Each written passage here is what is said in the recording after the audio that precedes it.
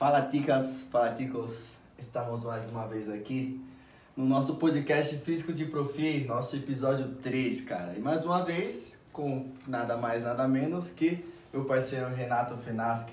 Tamo junto, não sei se você percebeu, monstro, cada podcast eu falando uma língua diferente. Hoje deu pro português. Eu não acho que tá legal não, mas você tem liberdade pra fazer o que você quiser. É meu, cara, então eu posso. Irmão, hoje é um tema bacana, cara, porque é o que basicamente muitas pessoas querem e tem uma crença limitante que acham que é errado, que não vai dar certo, que é se é possível ganhar massa magra e velocidade junto ao mesmo tempo, ou se eu ganhar muita massa magra eu vou ficar lento. Muitas pessoas acham que é isso. O que acontece, cara? É uma boa pergunta. Dá pra fazer um podcast só de ganhar massa e também dá pra fazer um podcast só de ganhar velocidade. Então fiquem ligados nos próximos episódios aí. Mas esse é uma ótima pergunta, porque é uma pergunta muito prática, né? É um problema que quase todo mundo vive. Então, eu vivi isso. Dá pra ganhar massa muscular sem perder velocidade? Com certeza dá. E dá pra ganhar massa muscular também ganhando velocidade. Sim. Mas tem um grande porém, o treino tem que ser totalmente específico para a modalidade que você quer, para o ganho de velocidade, para o objetivo que você quer. Não dá para você fazer 3 de 10 lá na extensora e achar que você vai ficar mais rápido. Sim, lógico. Porque ali não tem biomecânica ajustável nenhuma ao futebol, à corrida, e você tá fazendo uma dinâmica de contração que não tem nada a ver com o futebol. Eu vejo as pessoas treinando. Quando você treina para hipertrofia, você quer explorar um pouquinho mais a fase excêntrica, você desacelera o movimento, você tem que ter um movimento mais controlado. E para ganhar velocidade, não, filho, você tem que pau. Tem que pular, tem que forçar, tem que pôr velocidade de contração lá em cima, você tem que arrebentar para conseguir transferir esse trabalho de força que você tá fazendo ali com os pesos pro campo. Então não adianta você querer fazer de forma lenta, você vai ganhar força, mas você não vai ganhar uma força específica pro futebol. Sim. E uma pergunta que muita gente tem que se fazer também é, será que eu preciso ganhar massa? Às vezes o cara já tá num percentual legal ali, às vezes não precisa mais, ele tem que focar na força específica do futebol, focar na velocidade. Consequentemente acaba vindo os ganhos. E aí vai vindo, porque você treinar para ter um ganho de massa, ter uma hipertrofia, além de você estar fazendo uma dinâmica de contração totalmente diferente da que o futebol exige, o futebol é rápido, é velocidade, hipertrofia você tem que controlar o movimento, cadência, todas aquelas coisas que a gente sabe, você pode estar colocando um pouco mais de peso para o teu corpo se locomover dentro de campo. Então assim, lá na questão de física simples, você tem ali o seu corpo e você tem que se movimentar, você tem que aplicar uma força para conseguir transferir essa força para se locomover. Sim. Se você aumenta 1, 2, 3 quilos, para você conseguir se locomover, você vai ter que fazer mais força. Então, às vezes nem estrategicamente não é legal, não é bom você estar ganhando mais peso, porque às vezes você precisa ser leve, você precisa ter essa dinâmica. Então, assim, e quando a gente olha os jogadores de elite, assim, dificilmente a gente vê um cara muito grande, só se for a genética dele mesmo favorecendo. Então, a maioria dos caras são fortes, a perna ali é forte, mas assim, é porque é um trabalho de longos anos. Tipo, não foi da noite pro dia que a perna do cara ficou. Então, muitas pessoas falam, pô, panturrilha de jogador de futebol é grossa, cara. Então eu vou treinar na academia, panturrilha pra ficar igual, mas não é isso que acontece, então. Porque os caras tá sempre todo dia treinando ali. Você falou bem. Por quê? O cara olha pro jogador e vê a panturrilha grande, então pra jogar bem tem que ter panturrilha grande. Não. O jogador ele tem a panturrilha grande, mas ele nem tá nem aí pra panturrilha. É porque assim, desde da categoria de base, ele tá fazendo trabalhos que ativam muita panturrilha ali, muita aceleração todo dia, arrebentando e tal. E aí a panturrilha vai crescendo um pouco a pouco. Quando o cara vira profissional e ele já tem uns 6, 8 anos de categoria de base, a panturrilha já tá grande. Quando o cara continua treinando muito, cada temporada, quando o cara tá com 26 anos, a panturrilha dele tá gigante. Carlos Sanches da vida, cara. Tá gigante, porque é toda uma rotina, é todo um histórico. Sim, e ali você tem que saber bem dosar, tem que saber fazer as perguntas certas para conseguir tocar o trabalho. Sim, muitos têm essa crença, cara, que eu acho que não precisa estar você lá dando a vida na academia pra panturrilha crescer, porque aquilo que os caras têm no profissional é um trabalho que já vem de muito tempo. E um outro ponto legal é que assim, para você conseguir ter uma hipertrofia legal de panturrilha, você precisa fazer um trabalho específico. Do mesmo jeito que você hipertrofia peito, você não vai conseguir hipertrofiar a panturrilha. A panturrilha, ela é um músculo mais detalhado, porque ela foi programada para sustentar teu corpo por muito tempo. Então, quando é um músculo que ele precisa ser contraído por muito tempo, a maioria das fibras que tem ali não são fibras do tipo 2B, que são fibras de força, fibras de volume, de velocidade. São fibras do tipo 1, fibras maratonistas, aquela magrinha, mas que aguenta o tranco por muito tempo. E a mesma coisa é pro abdômen. Então, assim, são músculos difíceis de hipertrofiar, muito difícil. Para você conseguir fazer um trabalho de hipertrofia para a panturrilha, você precisa fazer um trabalho metabólico, você precisa fazer um biset, um triset, combinar vários métodos e estar sempre ali. E quando você faz isso, normalmente o dano muscular também é grande. E muitas das vezes a recuperação muscular também é mais lenta. Demora. Um jogador de futebol ele precisa usar a panturrilha todo dia. Se ele treina fundamento, ele está usando a panturrilha. Se ele faz um treino curto em jogo reduzido, ele está usando a panturrilha. Se faz um treino coletivo, ele está usando a panturrilha. Então, assim, para jogador de futebol, não acho nem um pouco lógico, estratégico fazer isso. Agora, se você está de férias, se você está lesionado, aí sim você quer fazer, é um objetivo seu, é uma coisa pessoal sua, beleza. Mas dizer que aumentar a panturrilha, você vai conseguir transferir desempenho para estar fazendo o trabalho de campo, e é a mesma coisa para rapaziada. Às vezes você não precisa ganhar massa muscular, você não precisa ganhar mais perna, você não precisa, às vezes só precisa ter mais força com aquilo que você já tem, e aí você consegue transferir para o campo e ficar mais rápido no campo. Bem demais. Mano, por exemplo, nós acabamos de falar sobre hipertrofia muscular, agora falando um pouquinho mais sobre a velocidade, cara, a coordenação motora, assim, um trabalho na escadinha ou algo do tipo, com um pratinho, sei lá, mudança de direção, ela ajuda a ganhar velocidade? Cara, ela vai ajudar, mas assim, não vai ser ela que vai ser a salvação. Eu uso bastante trabalho de escadinha, trabalho de pratinho. Acho que esses deslocamentos no espaço curto, a gente tem que estar fazendo sempre, porque é isso que é o que mais acontece no jogo. Sim. Então o jogo está acontecendo ali, às vezes você faz 3 segundinhos de movimentação e a jogada já acaba. 3 segundinhos você decide o lance se você roubou a bola e puxou o jogo pro seu time ou não. E esses trabalhos têm que acontecer muito e são muito transferidos pro jogo, mas falar que isso vai te deixar mais rápido também não é tão verdade assim. Então você tem, recentemente eu fui no NAR e aí tem o curso de velocidade, também a gente tava falando de agilidade. E aí veio um cara do país de Gales, Ian Jeffrey, fera também, top no mundo sobre esse tema. E ele trata agilidade e velocidade ali como em forma de jogo. Ele até chama de game speed. Porque assim, velocidade é você sair do ponto A para o ponto B e chegar o mais rápido possível. Isso aí a gente mede velocidade. Quando a gente fala em agilidade, a gente já está falando também de trocar de direção. Sim. Então, quando você vai do A para o B e do B você vai ter que voltar para o A e você mudou de direção nisso, aí a gente está envolvendo um pouquinho de agilidade. Só que a agilidade que tem nos treinos convencionais, a agilidade que tem nos livros e a agilidade que tem no jogo é totalmente diferente. Porque a agilidade que tem no jogo ela é imprevisível. Você não sabe para onde você vai. Você tem que esperar o cara dar o passe para saber para onde você vai. Você tem que esperar se o cara vai te driblar ou vai puxar a bola para trás. Então assim, é muito imprevisível. Se você treina agilidade sabendo que você vai ter que ir naquele cone, depois naquele cone, depois naquele, você não está trabalhando em forma de jogo. E aí o Ian Jeffrey fala, é game speed, você tem que trabalhar agilidade em forma de jogo. E aí, você pode fazer jogo de espelho, aquele jogo que você tem que me seguir, eu tenho que te seguir.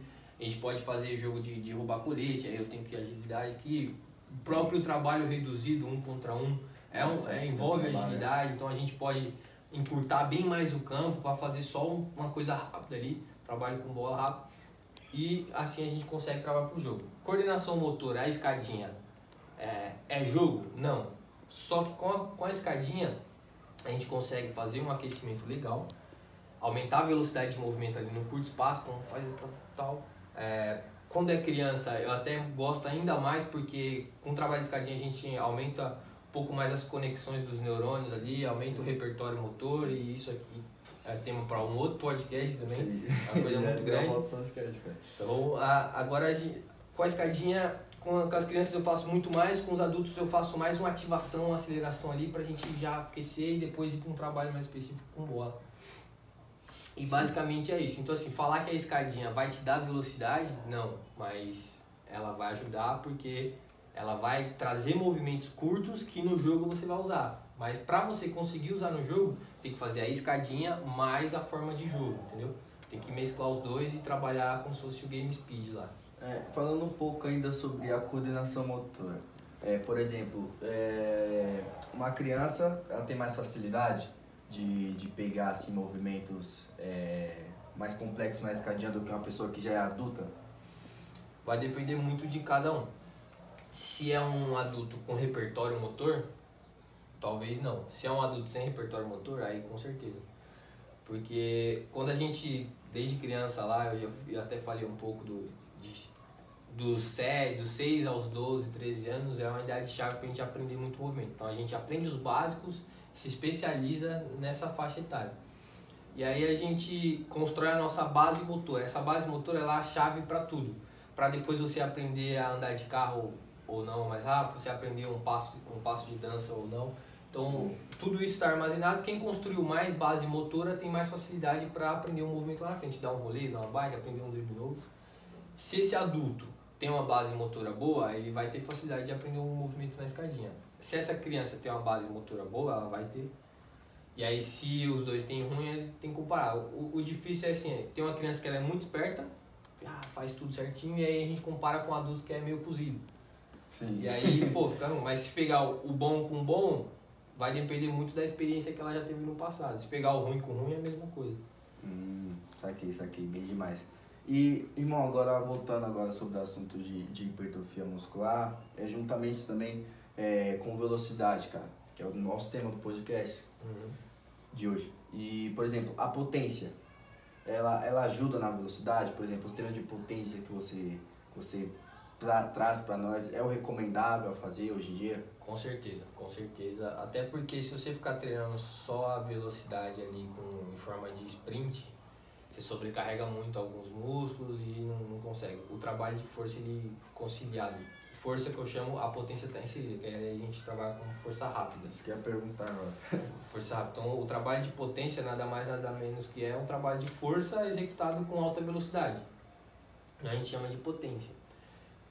Para meio que diferenciar, para não ficar falando força o tempo todo, porque um trabalho de força, a gente já pensa naqueles caras pegando muito peso e tal, fazendo movimento lento. Então a gente fala potência já para ficar mais fácil de digerir. Sim. Esse trabalho de potência ele é fundamental para o ganho de velocidade, fundamental. Eu não consigo ver hoje eu montando um trabalho para ganhar velocidade sem trabalhar a potência. Então está muito interligado uma coisa com a outra, a gente precisa ganhar potência para conseguir transferir e ser mais veloz dentro de campo. Sim. Aí surge uma pergunta, cara. Por exemplo, vamos supor que eu sou uma pessoa forte, vamos supor, não sendo. Aí eu vou competir numa disputa de bola com um menino que é magrinho, mas ele é veloz também. Eu sou forte e sou veloz. Quem ganha essa disputa, cara? Então, aí a gente entra num outro conceito também. O que é força para um jogador de futebol? O que é um jogador de futebol forte? Às vezes um cara grande não é forte pro futebol, porque o futebol exige muito da força rápida.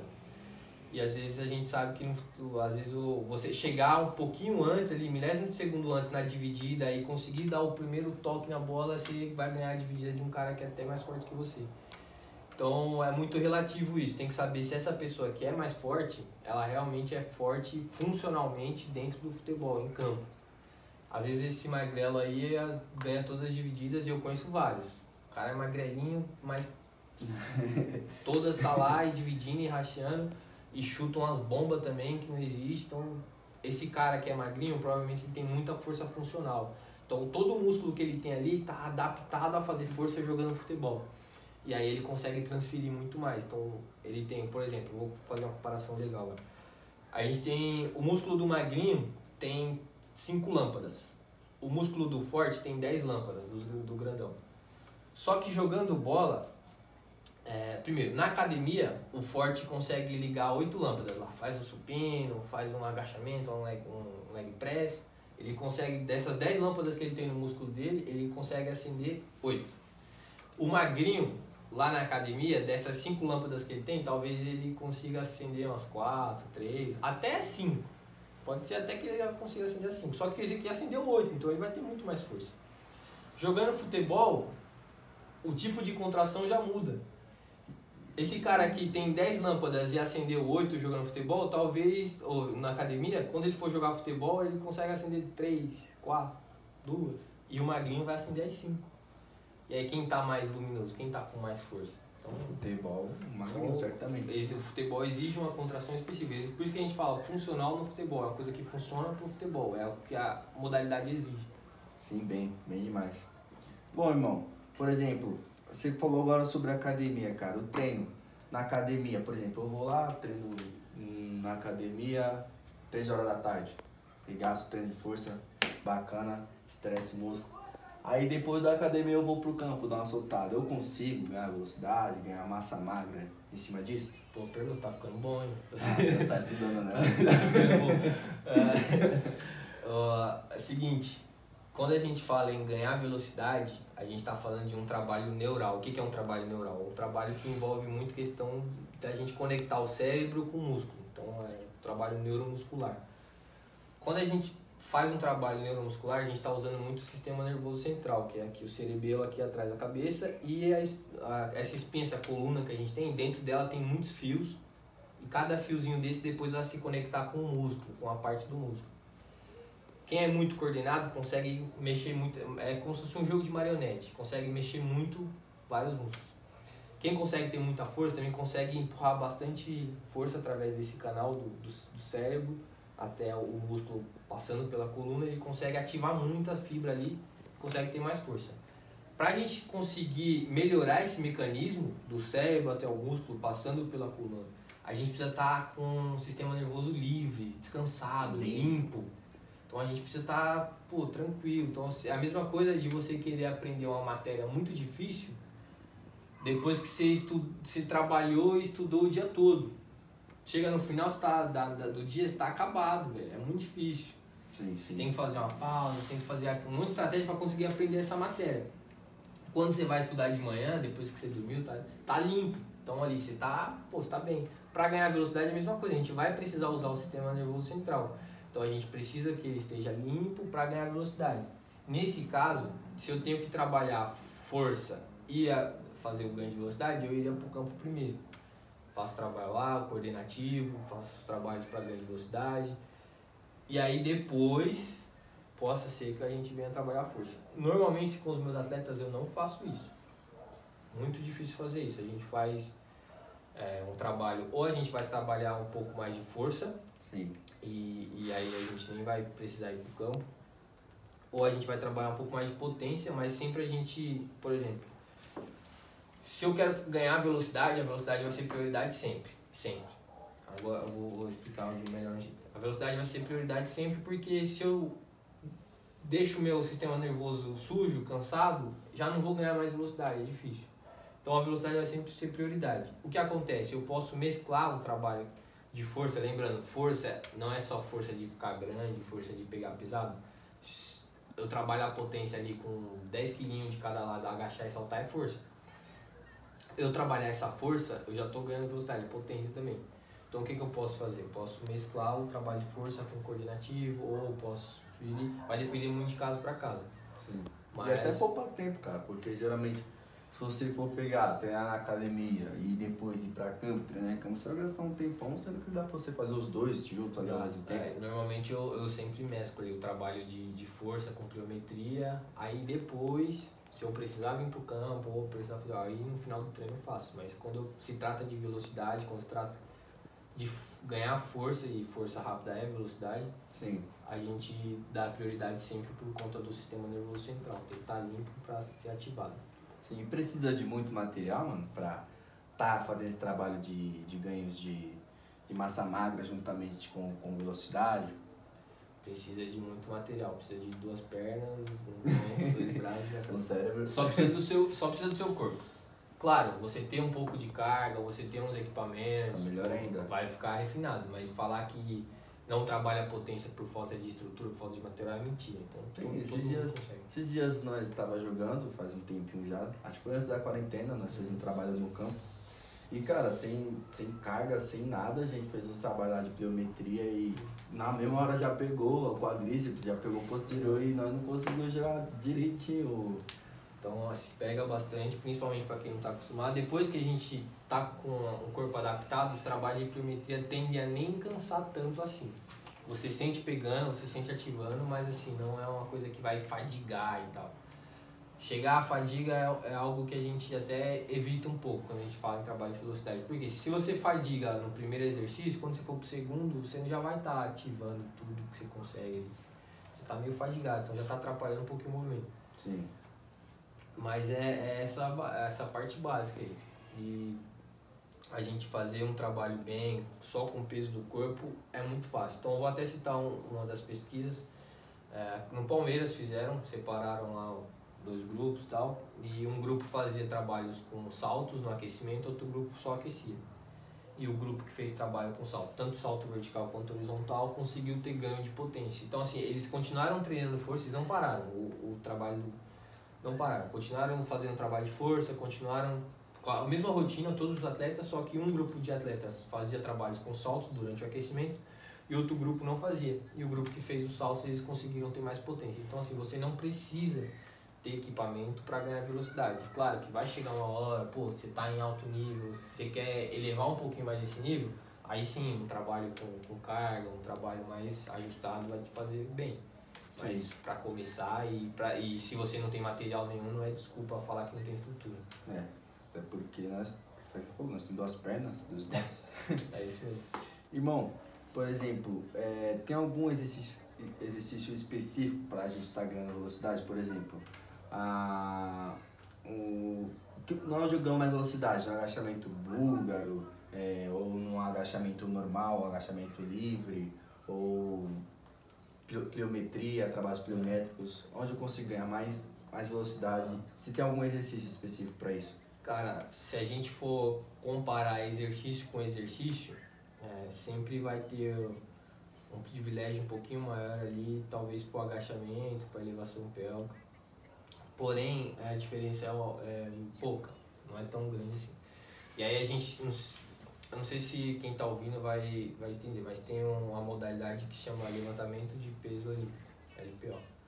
E tem alguns exercícios do LPO que envolvem muita potência. E esses exercícios já foram pesquisados e publicados de que esses exercícios aumentam a velocidade. Então o cara fazer LPO, o cara consegue ficar mais rápido em campo.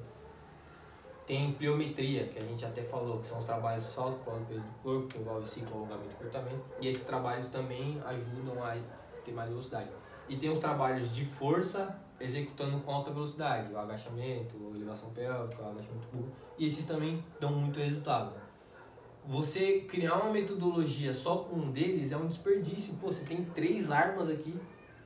Você vai montar um exército com arma só? Não, tem um cara que atira de sniper, tem um cara que lança as granadas, tem um cara que vai de rifle. Então, você tem 3 armas muito boas e cabe a você identificar qual atleta precisa mais do que e focar um trabalho, mas assim, sem abrir mão das outras. Então, tanto o LPO, quanto os exercícios executados de forma rápida, quanto a pliometria, são muito bem-vindos para o ganho de velocidade e a gente tem que saber usar. O que a gente vê com muita evidência científica é assim, se você conseguir aumentar a sua impulsão vertical, ou seja, você aumentar o salto, você consegue transferir esse mesmo. As pessoas que ganham salto também conseguem ganhar velocidade de sprint. Então, você treinar um agachamento com carga é muito mais fácil de você ganhar esse salto vertical e depois você transferir para cá. Sim. Mas não quer dizer que só o salto com carga é o salvador e você só vai fazer salto com carga. Não, você vai fazer todos. E a gente trabalha. Pô, você faz os trabalhos comigo, sabe? Que tem jerk, tem elevação pélvica, e tem pliometria, tem uma porrada de coisa. Então, é que eu tenho que fingir um pouquinho também, que eu não sei, né? Não, com certeza, com certeza. Fazendo conteúdo para as pessoas. Não, com certeza. A rapaziada tá entendendo o que você tá fazendo. Mas é basicamente isso. Irmão, por exemplo, tem bastante cara que vamos falar, forte no sentido de ser grandão. Em cima, tipo, tem bastante força no peitoral, nas costas, e isso interfere na velocidade dele? É uma boa pergunta e uma parte da resposta a gente até já falou um pouquinho agora, que foi de você aumentar o seu peso. Quando você aumenta o seu peso... Pra refrisar. Não, tá tranquilo, a pergunta foi muito boa. É só recapitulando com a rapaziada. É o seguinte, se você aumentar seu peso, você vai ter que aplicar mais força para se deslocar. Se você está ganhando peso e ganhando a força e conseguindo aplicar isso dentro de campo, ótimo, não tem problema. Agora, você ficar muito grande aqui em cima só para te dar mais carga para você deslocar, talvez não seja uma coisa boa. Então a gente vê jogadores de futebol, os caras de elite, se o cara já tem uma tendência a ser muito forte, um Lukaku da vida, alguma coisa assim, pô, os caras são, não tem como, os caras treinam e crescem. Sim. Agora, por exemplo, o Neymar, o Messi, não é tão grande assim, vocês não tem tanto volume, você não vê o peitoral gigante, costas gigante, então às vezes não precisa. Só que você falar que você tem que ser muito magrelinho também, você tem que ter um corpo equilibrado. Funcionalmente, teu corpo está equilibrado em todos os padrões de movimento, ou seja, você tem que ter muita força para empurrar na horizontal e empurrar na vertical, então supino, desenvolvimento. Tem que ter muita força para puxar na vertical, barra fixa, e puxar na horizontal, as remadas. Então, você precisa ter força em todos. Quando você vai trabalhar força, naturalmente você também estimula a hipertrofia e você cresce. Então, assim, você ter muita força na perna e nada aqui, você está sendo um cara disfuncional. Você está sendo um cara que está sem equilíbrio. E você acaba tendo lesão também, cara? Cara, assim, não vou te falar que tem artigo que comprova, o cara não tem essa força aqui e na perna ele é muito forte, ele lesionou. Nunca vi um artigo assim. Pode até ser que tenha, porque eu também não sou o dono da verdade, não conheço tudo. Mas eu nunca vi.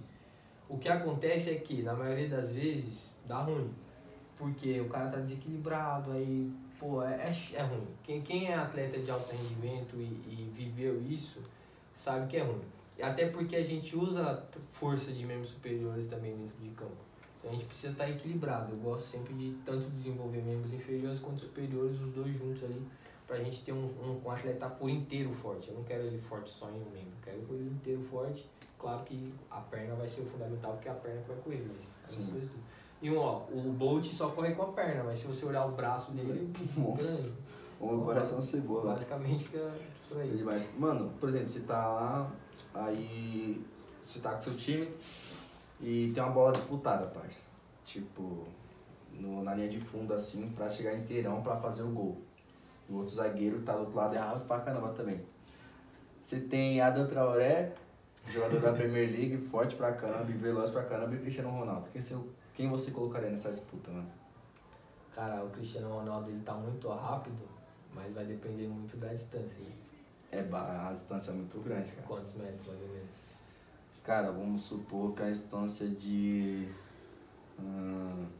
10 metros por aí. Cara, eu não peguei nenhuma avaliação de quanto que eles estão correndo em metros por segundo essa temporada, mas o Cristiano Ronaldo é muito rápido nisso. Ele pode ter perdido um pouco de desempenho no sprint longo.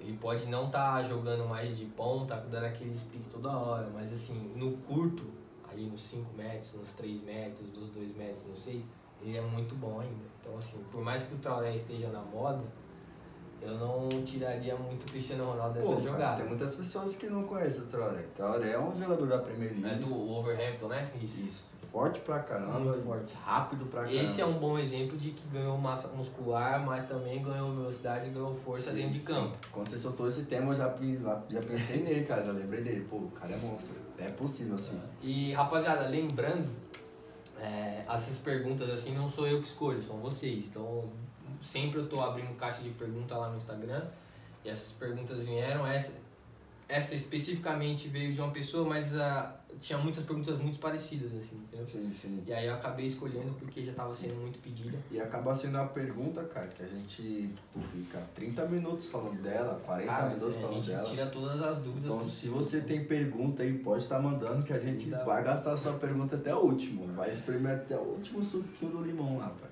Show de bola. Irmão, nós acabamos de falar sobre membros, tipo, velocidade, correlacionada a membros superiores. Agora, vamos falar mais sobre hipertrofia muscular. Como eu consigo ganhar massa com qualidade? Pro futebol, Você tem que estar fazendo ou uma periodização ondulatória, ganhando ou força ou potência. Força agora eu falo força mais carga e tal, mas claro, eu sempre tentando executar com máxima velocidade. Na maioria dos casos vai ser potência por conta do calendário, não dá tempo de você fazer uma periodização muito grande. E muitas das vezes as pessoas ainda não atingiram o ápice da sua potência. Então quando você atinge o ápice da sua potência, não consigo mais evoluir e tal, aí sim a gente faz um trabalho para ganhar força, porque a força é como se fosse a capacidade de rei. Se você tem muita força, depois você consegue elevar um pouco mais as outras capacidades. Então A gente faz um trabalho ondulatório. Se você tem que ganhar massa muscular e tem que fazer, a gente faz uma periodização ondulatória. Então, se você faz 2 sessões de treino de força para inferiores por semana, uma sessão vai ser focada na hipertrofia, a outra sessão vai ser focada na potência ou na força. E aí a gente vai ondulando dentro do microciclo mesmo, dentro da semana. E com isso a gente vai ganhando massa muscular sem perder a velocidade, os dois ali sempre juntos. E isso até para quem ganha hipertrofia sai melhor, sabia? Pra quem é bodybuilder? Periodização ondulatória, porque você trabalha, só que a periodização ondulatória não mais pensando em velocidade, só força, que são os estudos que apareceram, que eu li lá. Assim, você treina para hipertrofia e tal, 8 a 12, indo até a falha, gerando dano, repetições altas e tal. E depois você treina um pouco de força, então de 3 a 6 repetições, cargas altas, repetições mais baixas. Um dia você faz isso, no outro dia você faz isso, na mesma semana. Ao longo de 8 semanas, esse treino que teve 2 variações, ele tende a ter hipertrofia igual e ganho de força maior. Então, se a hipertrofia é igual e o ganho de força é maior, não tem porque você querer fazer um que não vai te dar força. Então, é até melhor. Então, a periodização ondulatória ela vai te proporcionar melhores resultados nas 2 frentes.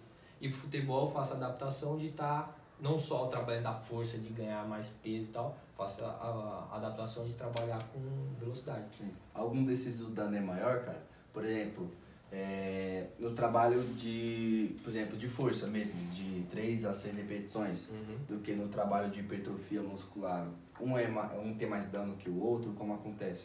Com certeza. O de hipertrofia ele vai promover muito mais dano, porque já tem além do estresse tensional mecânico, também tem um estresse metabólico.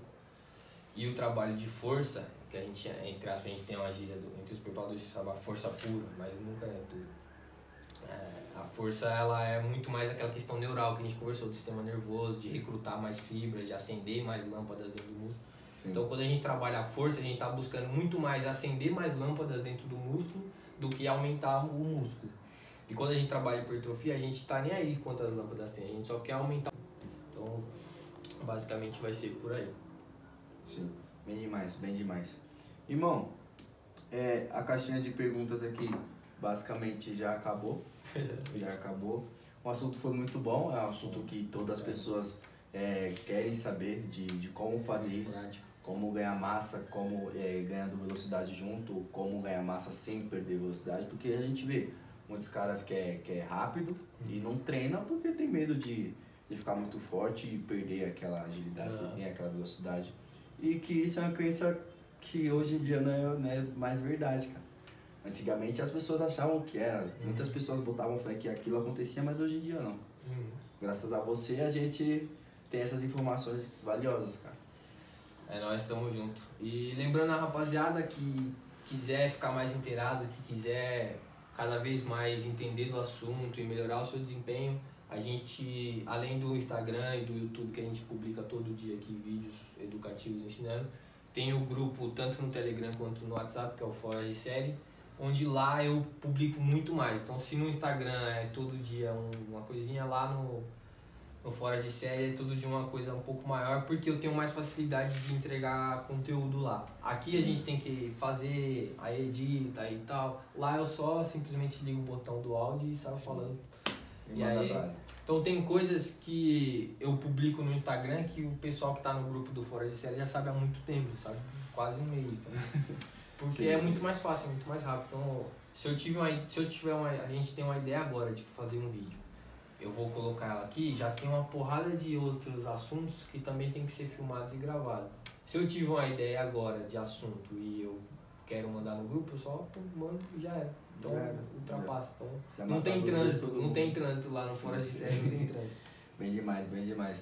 E é isso, pessoal. Finalizando mais um episódio do nosso podcast Físico de Profi. Qualquer dúvida que vocês tiverem, pode estar mandando para nós que nós vamos destroçar sua dúvida, beleza? Nós estamos juntos, fica ligado. Valeu!